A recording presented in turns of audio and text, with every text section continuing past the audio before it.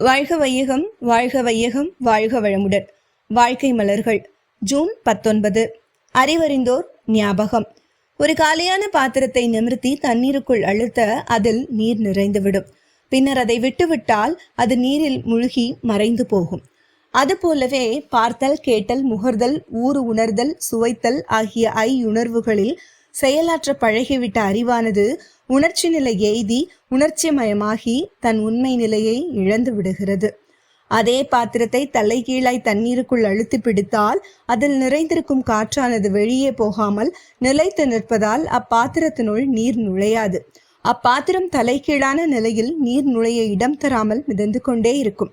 அதேபோல் தன் ஆதி நிலையறிந்து அகண்டாகாரத்தில் விழிப்புடன் இருக்கும் அறிவு புலன்களின் மூலம் செயலாற்றிய போதிலும் அகண்ட ஞாபக வேகத்துடன் இருப்பதல்லாமல் புலனியக்க வேலை முடிந்தவுடன் தன்னிலைக்கு விரிந்த எல்லைக்கு வந்து நிலைத்திருக்கும். அருள் தந்தை வேதாத்ரி மகரிஷி.